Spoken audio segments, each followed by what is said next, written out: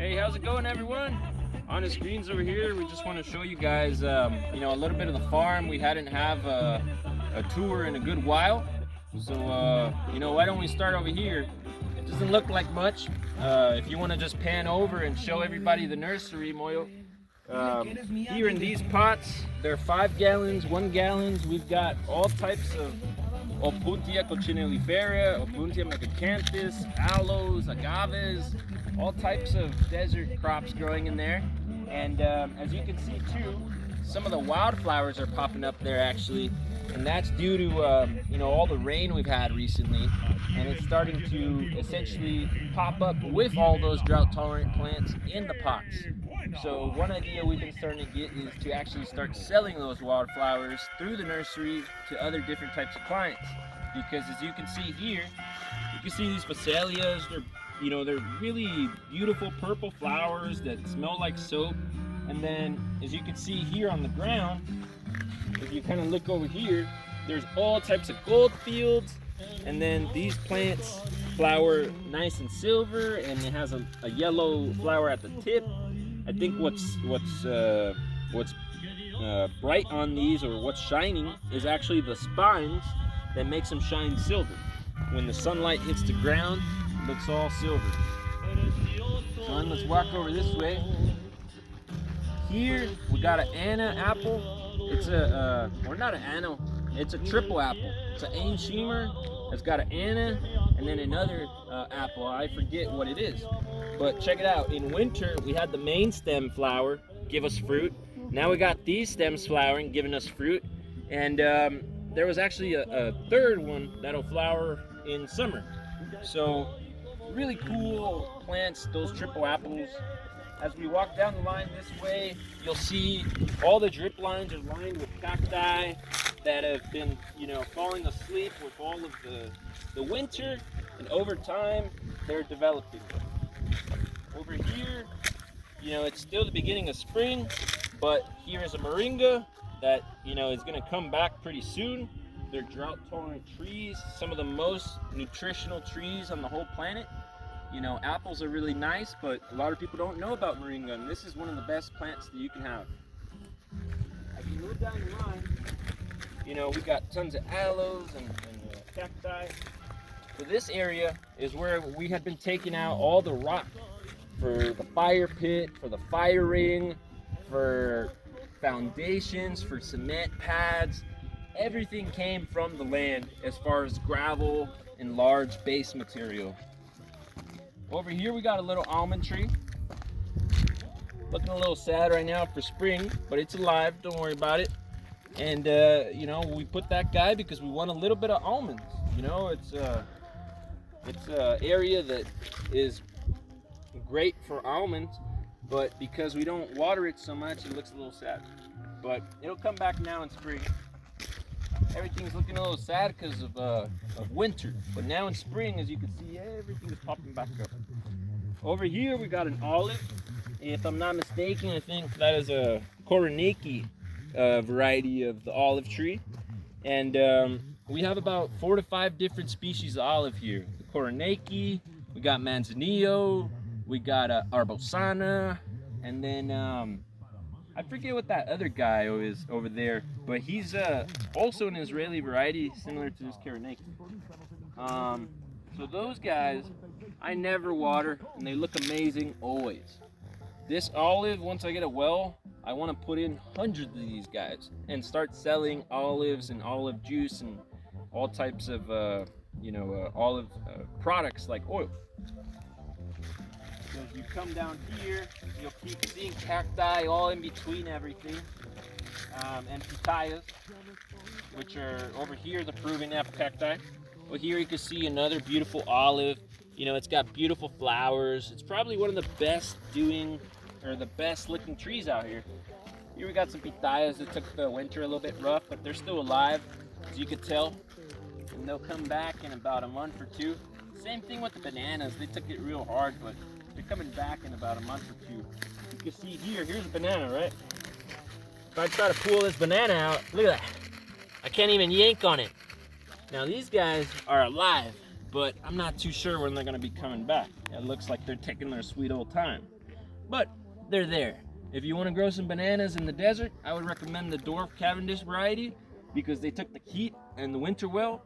In the winter they died back only because of a snowstorm. So when you really think about it, even for what it's given me right now, it's pretty, doing pretty well. Over here we got an Aleppo pine. These Aleppo pines are from, if I'm not mistaken, the Middle East and Afghanistan.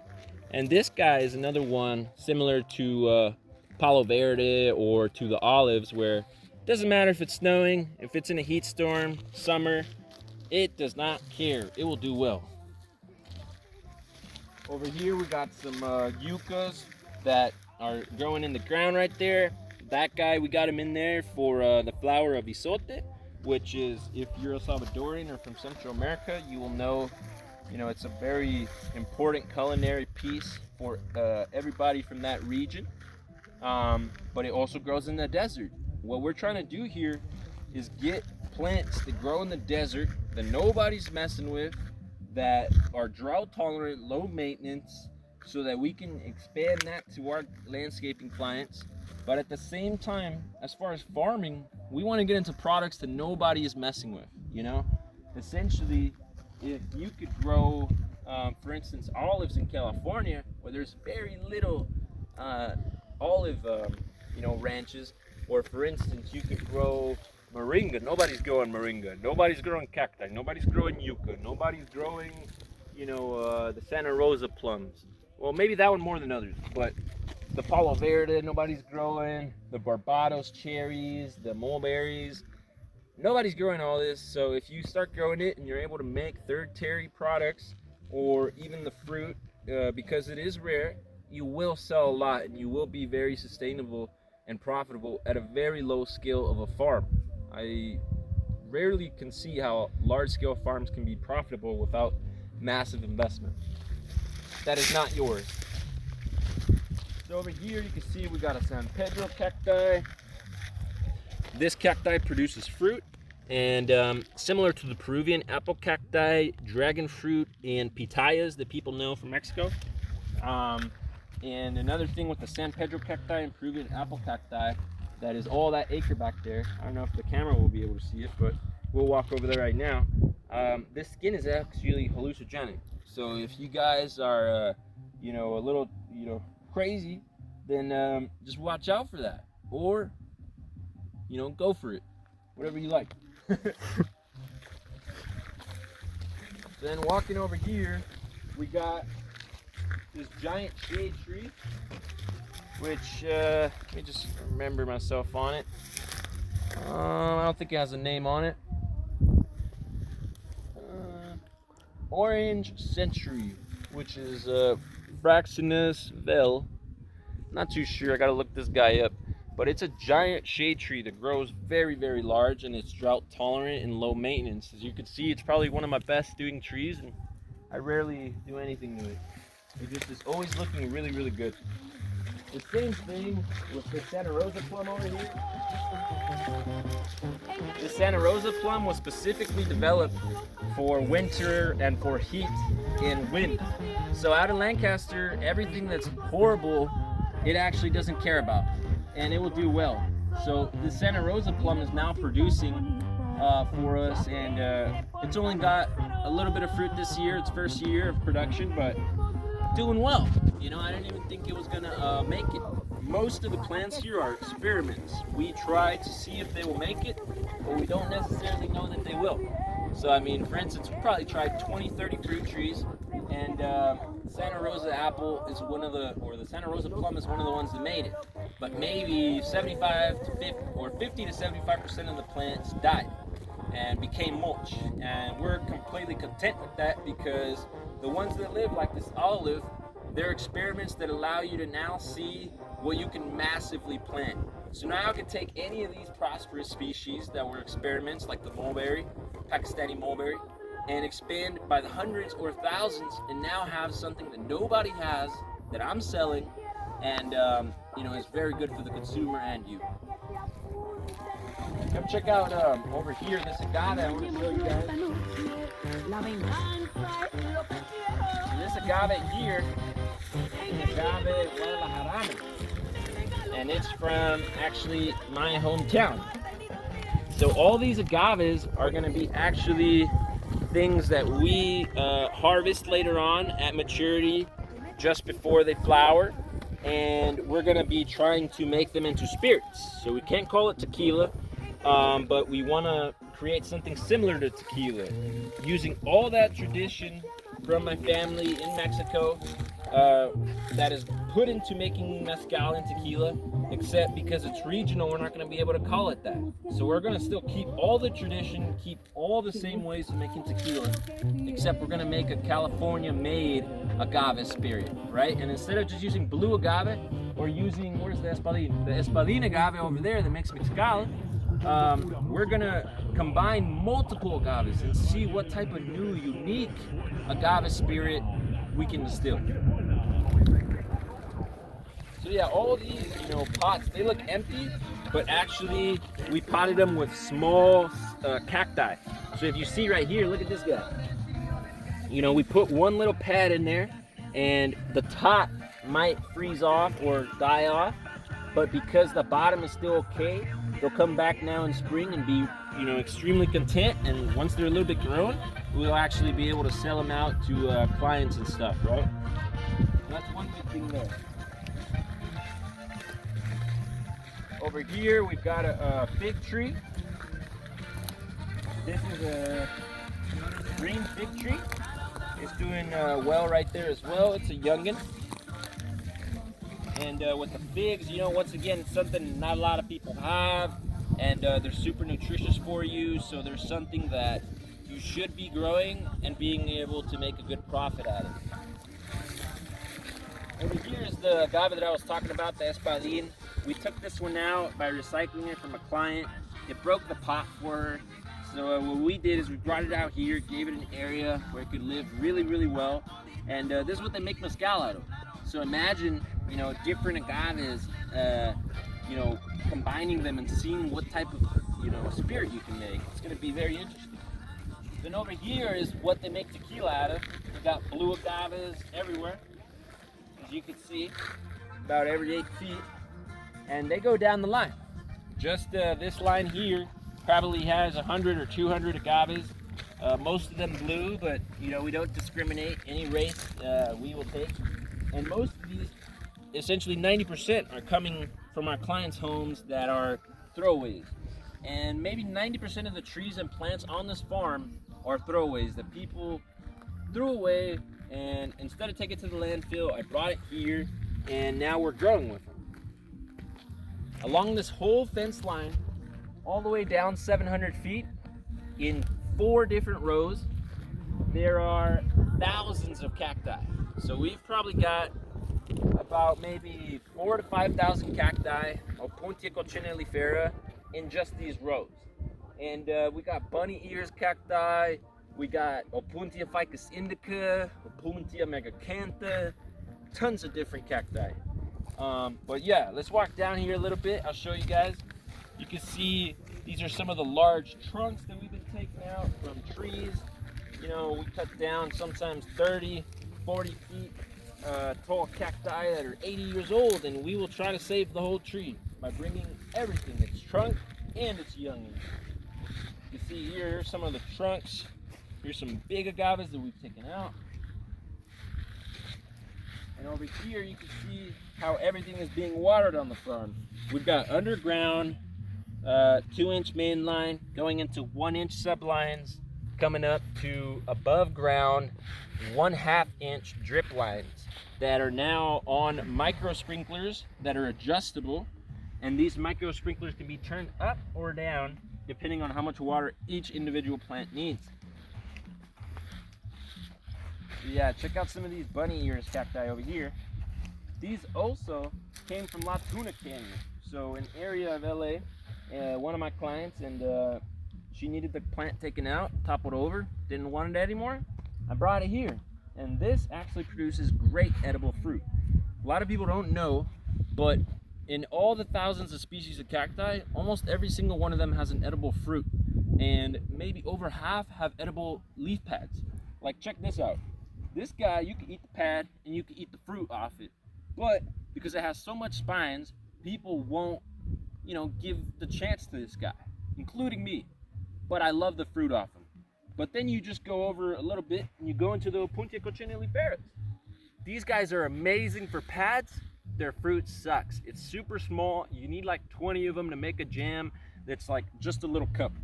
So every cacti has its little benefits,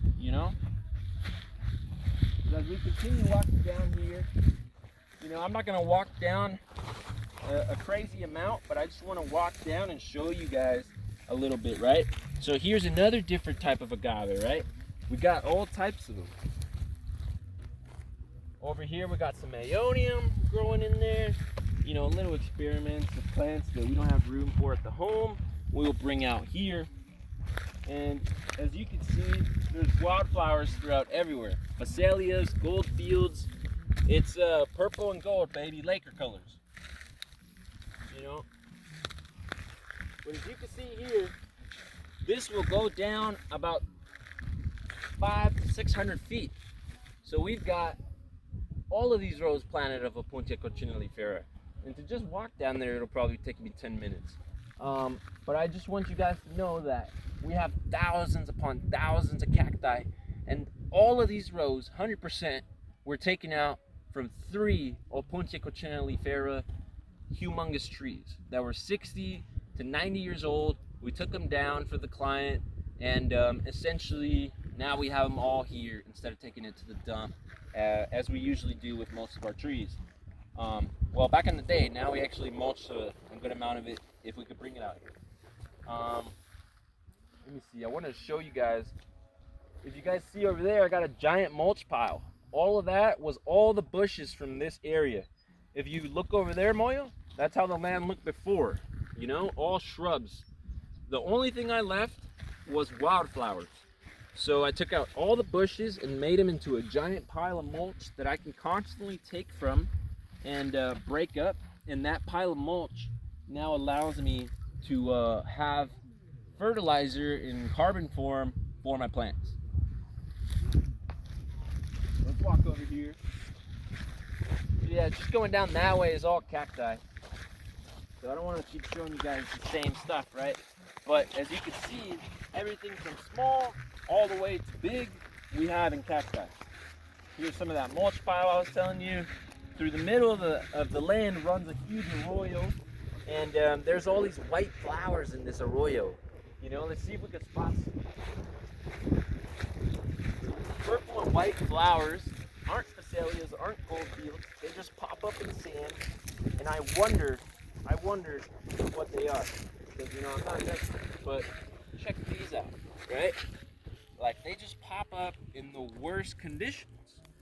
And like I was telling you, with a lot of the flowers, we want to see, just like roses are native to Europe, and people have brought them and sold them throughout the world, there are plants that are native here that we can propagate and sell all around the world. So we're definitely giving it a thought, and we want to see what can be done. So let's keep walking over here, Moyle. Oh, this is a good one. I got stuck here planting bananas at 3 in the morning with my brother, and we fucking reversed into this shit, and it was straight sand, and we got stuck. Had to wait for the homie with his monster truck to pull us out. But, it's part of the game sometimes, man. When you're a farmer, it goes. The only way to not get a truck stuck, everybody says you gotta have a 4x4. Bullshit. Only way to not get a truck stuck is to have a second truck. Well, yeah, let's walk through here. Now, in between all of this, you might not see it, but we got some dragon fruits and all different types of smaller cacti that are a little bit more unique. Now, we'll walk over here to the pitayas, because I wanted to show you guys. Well, actually, let's stay here for a second. So this is a fire pit, a fire ring that we built. So we built this whole ring. It's a 10-foot ring, and we got a 5-foot fire pit. We left the fire pit all natural stone, and on the outside, we haven't gotten around to it, but we're covering it in stucco. So essentially, this top and this bottom here will all be olive green, just like the shed over there. And this, we're gonna seal up with nice shiner.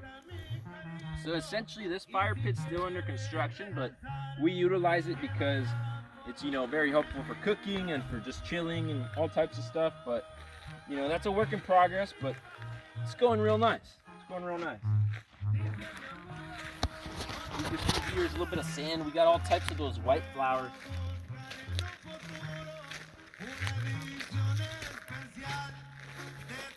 But throughout here, if you can look this way and look that way, is where the water inlet is coming in.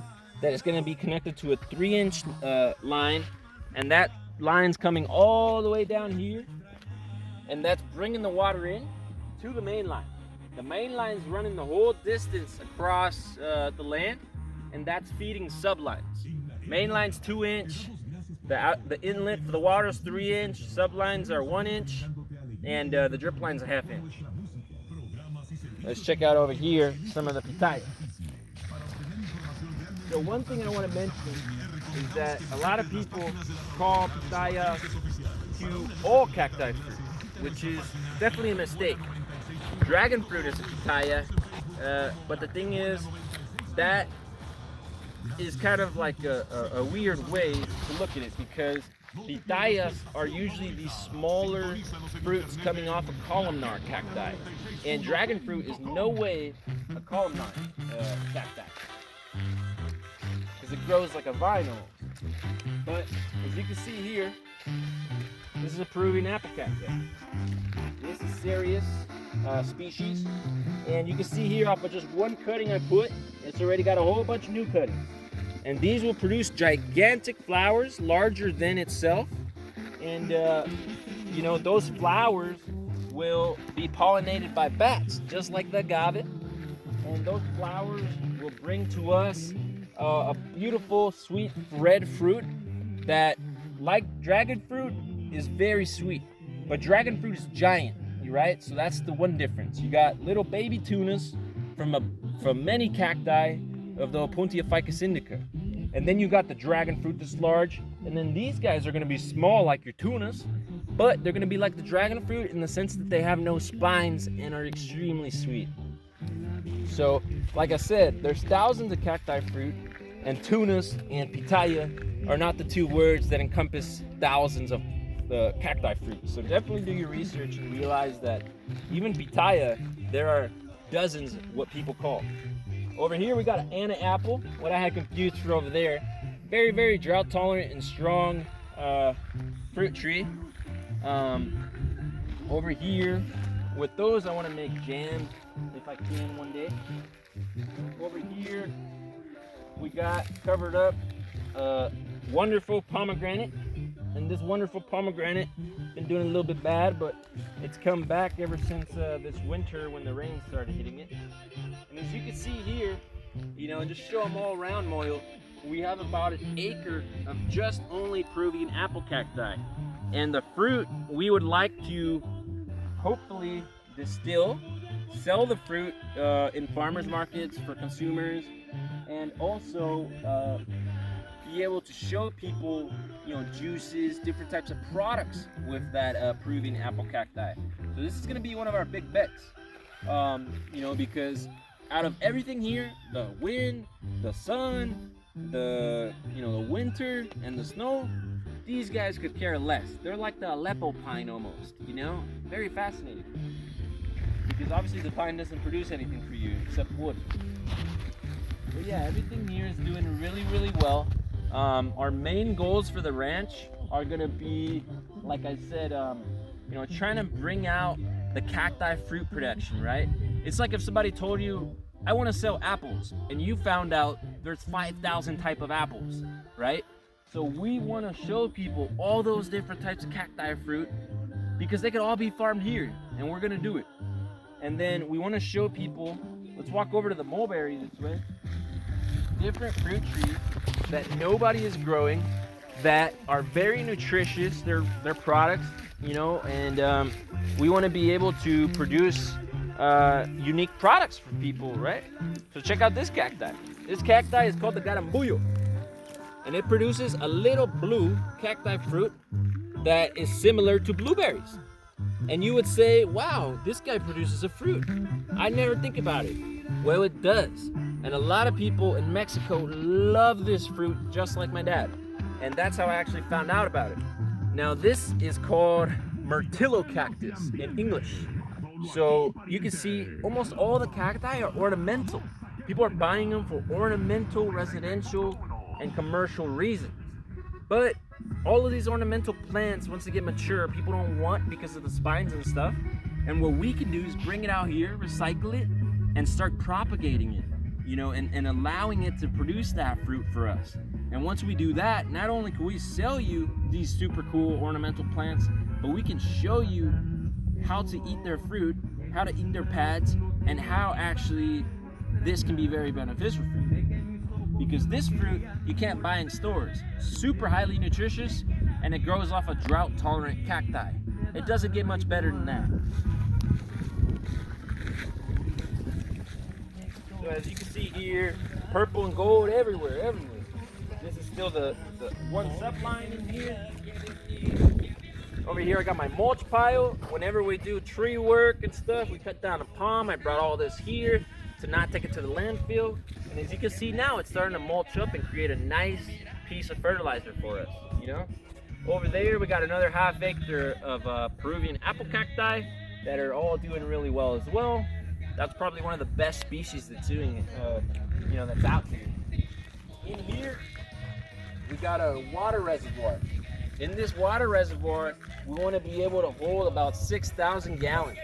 So if you come through here, Moyo, we'll show them the water tank. So all these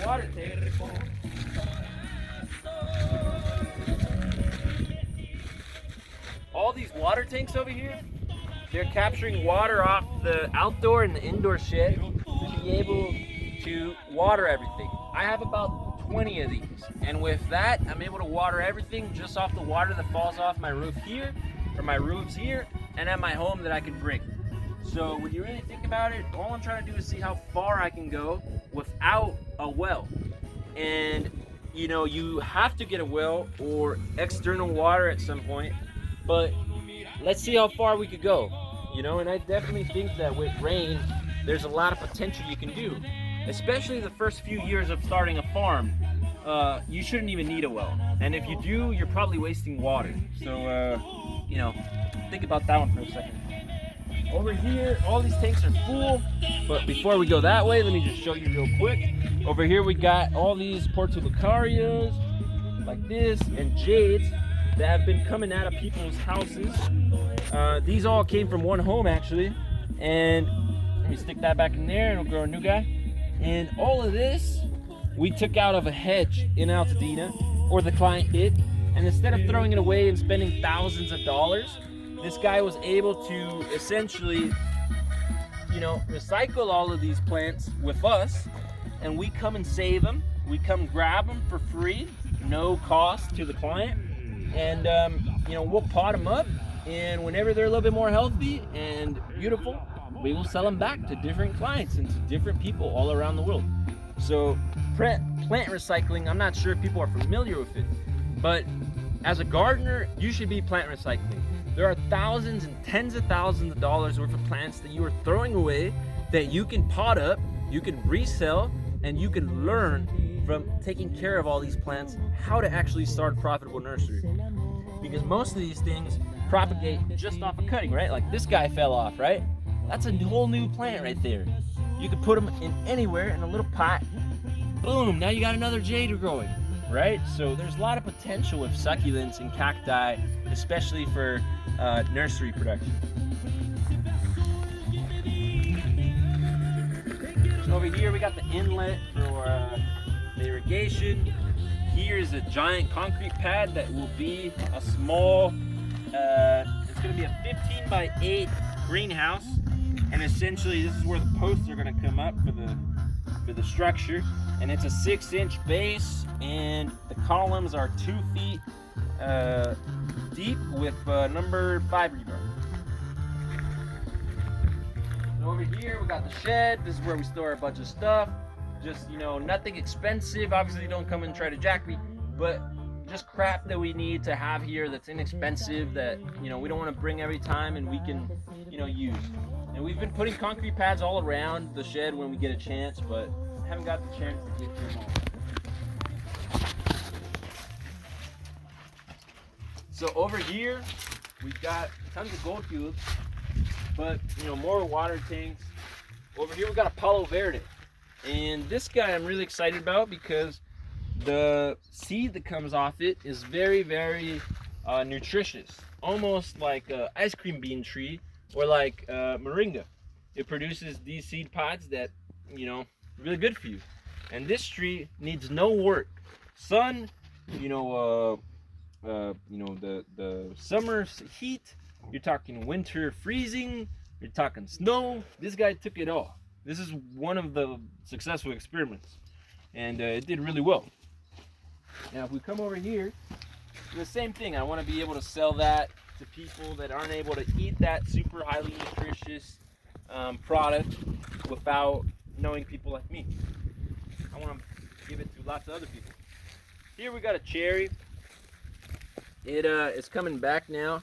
You can see a bunch of the new buds, but all these leaves had died back for winter. So this guy is going to be doing well. And I got this cherry right next to this other cherry, which is a Barbados cherry. I don't know which one that is. I think that's a red Capuline cherry over there on the corner. So that red Capuline cherry will be, pollinating with this Barbados cherry.